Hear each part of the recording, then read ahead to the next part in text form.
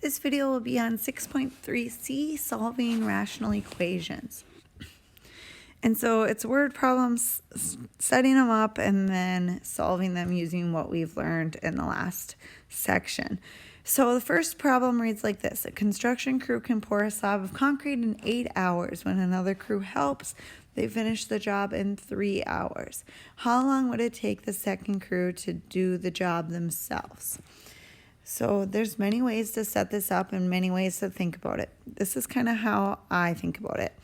I let my x be the number of hours it takes the second crew, just because that's my unknown and that's what I'm trying to find. How long would it take the second crew to do the jobs themselves? A construction crew can pour a slab of concrete in 8 hours. So I think of that kind of as a proportion. One crew can do the job in 8 hours. When another crew helps, I don't know how long it takes them, that other crew, but when another crew helps, they can do the job together in 3 hours. So another crew helps. I don't know how long that crew usually does it by themselves though. So this is one job in X many hours for the second crew.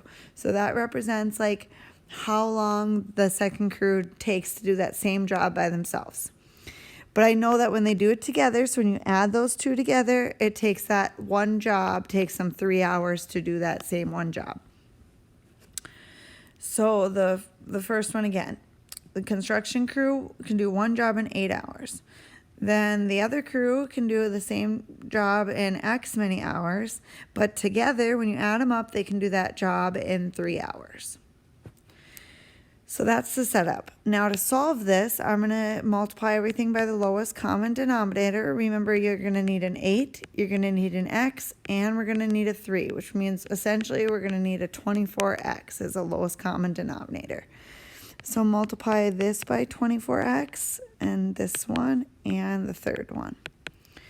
So 24 divided by 8 will be 3x. So 24 over 8 is 3 over 1. Plus the second fraction, the x's cancel, so 24. And then 24 divided by 3 is 8. So 1 times 8x is 8x. And then I can finish solving this by moving the variables all to one side by subtracting 3x. I get 24 equals 5x. Divide by 5, and that's going to be 4.8. So we could say that x equals 4.8 hours, or it would take, now 0.8 of an hour, if you take 0.8 times 60 minutes to change it into minutes, that's 48. So it's actually 4 hours and 48 minutes it will take the second crew.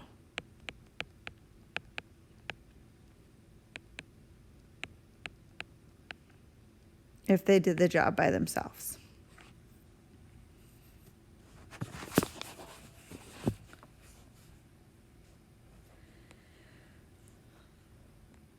Okay, a greeting card manufacturer can produce a dozen cards for $6.50. If the initial investment by the company was $60,000, how many dozens of cards must be produced before the average cost per dozen falls to $11.50? So this one is a little bit different than the last example. The last example, it was specifically asking me like how long it took one specific crew.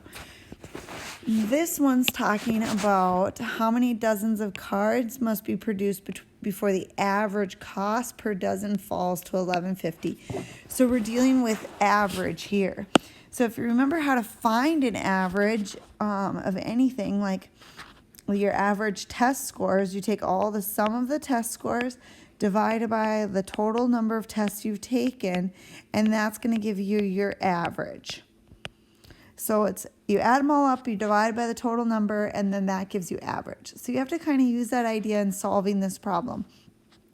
So when we find the sum, that's going to be the sum of how much have they spent so far, the total amount that they've spent on cards, divided by the total number of cards that they made, and that will give you your average price, which you want it to be $11.50.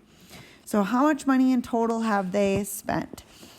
Well, so I'm going to let my X be number of greeting cards, or it's dozens of cards, because it's per dozen. So far they've spent, they can produce a dozen cards for $6.50, so it costs them $6.50 per dozen, so $6.50 times however many dozens of cards they produce, plus the initial investment of $60,000. So that's the total sum of everything that they've spent so far, divided by the total number of cards that they are going to sell, so X, and equals the average, and I want the average to be $11.50. And so I set it equal to $11.50. Now you can either put this over 1 and cross multiply, or you can take the lowest common denominator is X, so you can multiply both sides by X.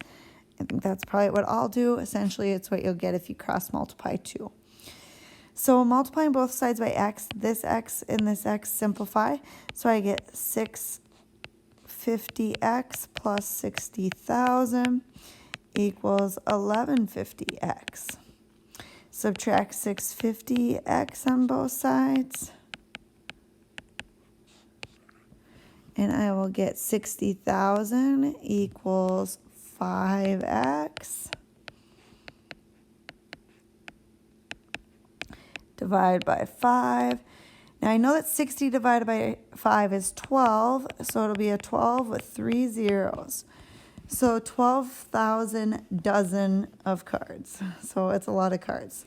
So if they want to, their average cost to go down to $11.50, then they need to produce at least 12,000 dozens. And I don't know if you just put an S at the end of that or not, but that's the answer. I don't know if it's grammatically correct, but there you go. Okay, last example here. I added this one in because I wanted to just have one more where you can see this average idea, and it's a little bit different. You have taken 6 quizzes in Algebra 2. Currently, you have an average score of 75 points. If you can score 85 points on each of the rest of your quizzes, how many quizzes do you need to take to raise your grade, raise your average to an 80? So basically you have a 75% right now. If you know you can get an 85 or higher on the rest, how many of those quizzes would you have to take in order to get your grade up? So we're going to use that same idea between the sum divided by the total equals the average. So if you have a word problem that involves average, you're going to use that idea. Right now, though, I need to know for my sum, I need to know how many total points do I have in the grade book right now. I know that my average in my grade book is 75, but what's my total number of points that I have? So I'm going to say, well, my points divided by, so far I've taken 6 quizzes, is equal to 75. So how many points I have if I take 75 and multiply it back out by 6, 75 times 6 is 450. So in the grade book, I have 450 total quiz points divided by 6 quizzes, which averaged out to 75 points per quiz. So that's how many points I have so far.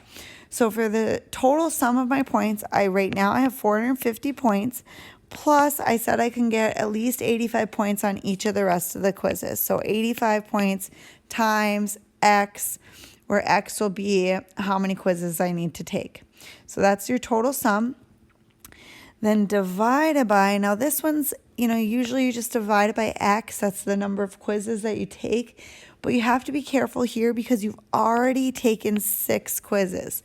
So you have to account for that 6. So the denominator, your total, is how many quizzes you're going to take plus the 6 you've already taken. And then you wanted that to equal an average of 80. So an average of 80.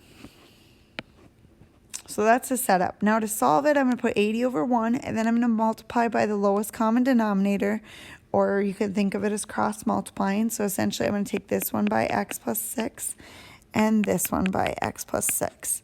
So here my x plus 6 reduce, I get 450 plus 85x equals, and then over here I'm going to distribute the 80, so 80 times x.